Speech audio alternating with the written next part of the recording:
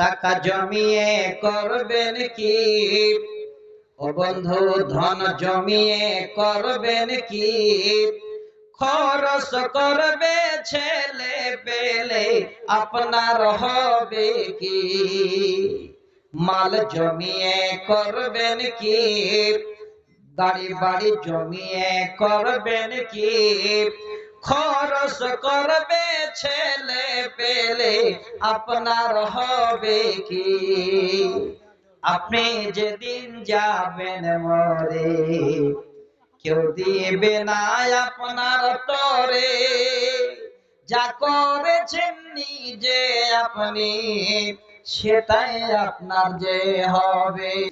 নবীকে বলেন, নবী গো, আমরা যদি জানতাম ফানাত্তাখিযাহু, সেই সম্পদগুলোকে আমরা আমাদের কাছে সুন্দর করে জমিয়ে জমিয়ে রাখতাম। যদি জানা থাকতো সব থেকে দামি মাল কি, তাহলে আমরা আমাদের কাছে গুছিয়ে গুছিয়ে রাখতাম। আল্লাহ রাসূল সাহাবীদের সব থেকে দামি মালের কথা এবার জানাচ্ছে। ওরে আমার সাহাবী, জানতে চাইলে সব থেকে দামি মাল, দামি সম্পদ কি?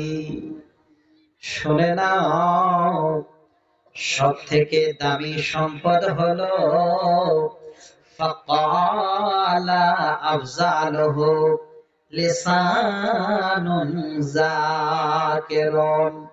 নবী বলেন, হে সাহাবী, ওরে আল্লাহর বান্দা শোন ভালো করে, সব থেকে আল্লাহর জমিনে দামি সম্পদ হলো যে জিহ্বার দ্বারায়, জিহ্বার দ্বারায়, জবান দ্বারায় আল্লাহর জিকির আজগার করা হয়। এই দামি সম্পদ দুনিয়ার বুকে হলো সব থেকে জিকিরকৃত জিহ্বা। এই যে জিহ্বা আছে আমাদের, জীব আছে আমাদের, এই জীবটা হলো সব সম্পদের থেকে দামি।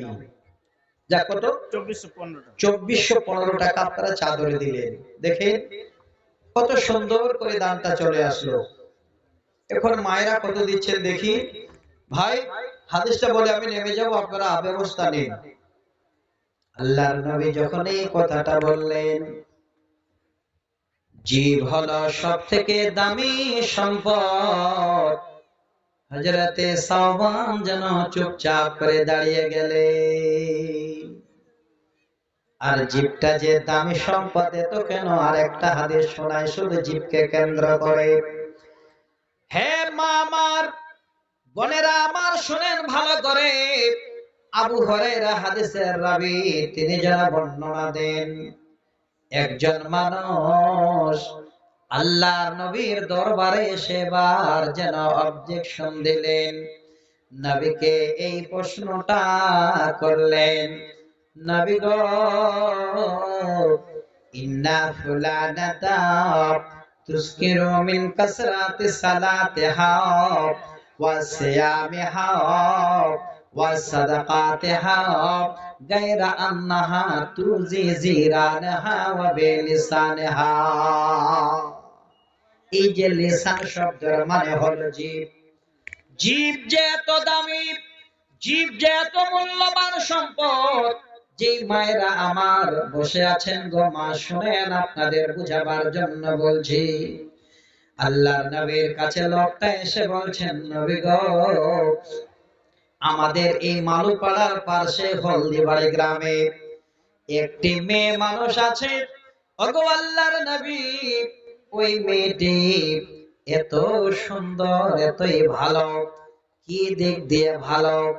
ইন্না ফুলানাতা তুসকারু মিন কাসরাতি সালাতিহা, নবী গো, মেয়েটি বেশি বেশি করে সালাত আদায় করে, নামাজ পড়ে। সাদাকা সাদাকাতিহা, বেশি বেশি করে মেয়েটি সাদকা করে। ওয়া সিয়ামিহা, আর ওই মেয়েটি বেশি বেশি করে আর নফল রোজা করে। সব দিক দিয়ে ভালো, কিন্তু নবী গো, ওই মেয়েটির একটা জায়গায় হলো ত্রুটি। ত্রুটি হলো গায়রা আন্না, নবীজিকে বলছেন নবী গো ওই মেয়েটা হলো সাদাকাতিহা ওয়া সিয়ামিহা গায়রা আন্নাহা তুজি জিরানাহা ওয়া বিলিসানিহা।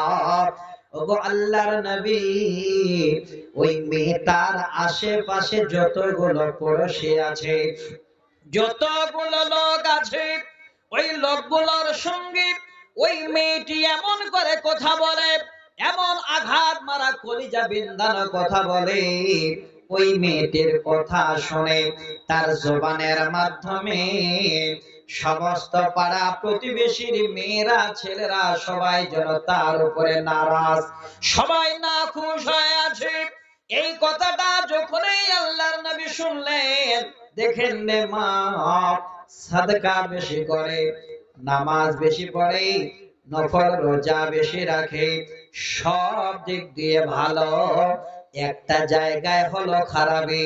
ওই মেয়েটার জবানটা এতই কষ্টদায়ক, তার পড়োশীরা যেন তার জবানে সবাই কষ্ট পায়। আল্লাহর নবী যখন এই কথাটি শুনলেন, সঙ্গে সঙ্গে বলেন ক্বালা হাদিহিল মারাত, হে সাহাবী শোনো, হাদিহি ফিন্নার, এই মেয়েটার ঠিকানা হলো আল্লাহর জাহান্নাম। জিভটার দাম কত, এই জবানটার দাম কত। জবান দিয়ে যদি কাউকে অবহেলা করে, আপনারা ছোট করে দেন, কষ্টদায়ক কথা বলেন, আঘাত করেন, তাহলে আপনার জবান আপনাকে জাহান্নামে নিয়ে যাবে।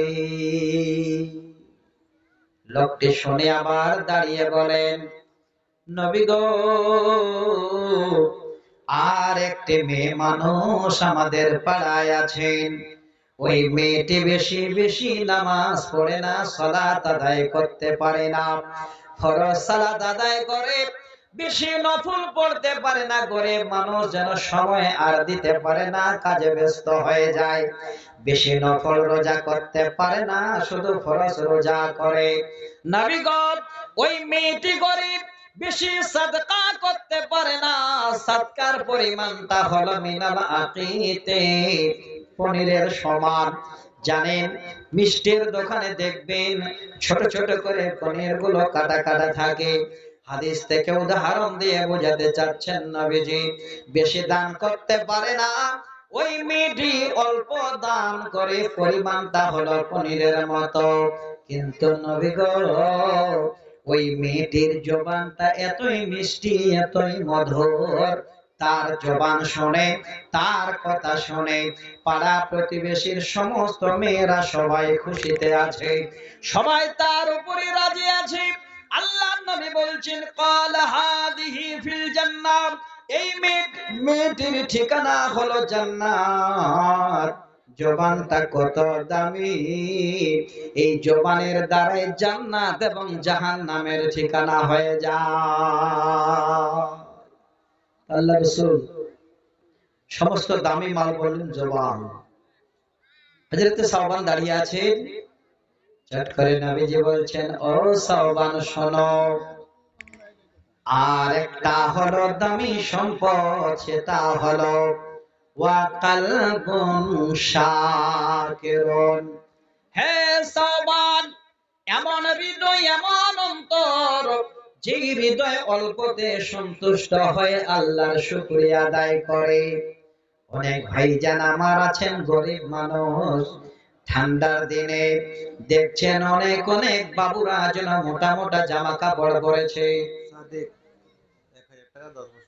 আলহামদুলিল্লাহ, সাদিক ভাই আমার 1000 টাকা 10 বস্তা সিমেন্ট।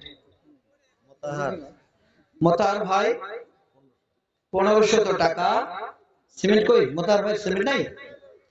আচ্ছা, শুধু 1500 টাকা। আল্লাহ তুমি দানকে কবুল করো, আল্লাহুম্মা আমিন। তাহলে এবার কি বুঝতে পারলেন?